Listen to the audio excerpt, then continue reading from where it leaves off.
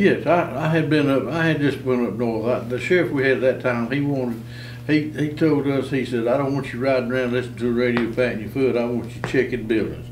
If a building broke into, I want them caught while they're there. And so we had to check your building pretty close on the sheriff told us and I had already checked that building and went over further up north and to check the other building and was on my way back. And whenever I passed by the Lincoln on her, a flicker of a light just caught my eye. I said, doggone, there's somebody breaking in that place right now. So I turned around at the first median right there. If I'd have went another 20, 25 foot, I'd have drove right off into the gas. And went back, and that's when I discovered all the people out in the parking lot there. I say all the people, there's probably 4 or 5. And that's when Mr. Holman from the Bay Line walked up to me and told me what had happened.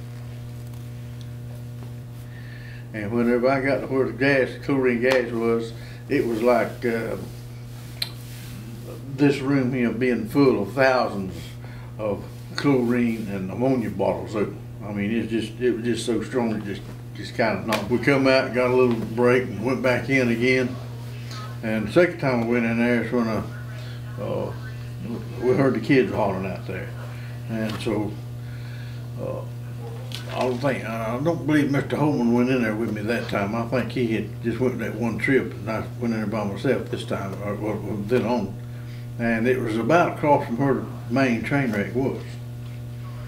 Only it was on the west side. It appeared to me that they had run across the road there out into the woods trying to get away from the chlorine, and of course it caught up with them anyway. I told them, I said, y'all keep hauling, listen to my voice and come to my flashlight. I had my flashlight.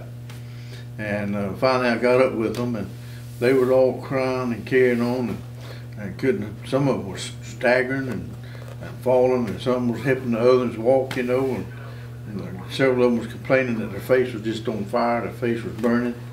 And I had a heck of a time getting them out, but that mess that we was into, buddy, it was terrible. I mean, it was overgrowth about like it is out there right now. And finally got them out to the old Lincoln store there, and that's where 3 of them died right after I got them out. I got them out, there was another fire department from up around Youngstown way had come in, and they had these air packs that they call Scott air packs that had the gas tank that you put on your back. So I put one of those on and went back in there, and this was whenever I walked up to the engine and the cars, and they were just all mangled up and piled up, and you couldn't walk up to them too close. But I was trying to see if Ray might have been walking around or something and couldn't get out, if I could find him. But evidently he had, what I learned later, that he had jumped off the engine and run off out in the woods out on the east side of the track. And over there they had been doing some stumping, and there was some holes on all out there, and he jumped in one of those holes, and that gas just kind of made an air bubble over him, and that's what saved his life. But the mud part was whenever I was walking up to and around the train trying to get to the front of it.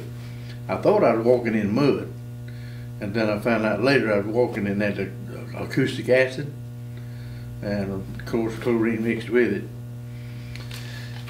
And that acid ate the nails out of my shoes, kind of messed my shoes up. I had a necklace on at that time. It ate the necklace off my neck and ate the nickel off my pistol. The ones that did not die that night, I don't know if they're still living or not, and I don't even know how they're doing. Like I said, I don't know who they were or their names or anything. I just knew they was a person in need of help, and I wanted to try to help get them out of there.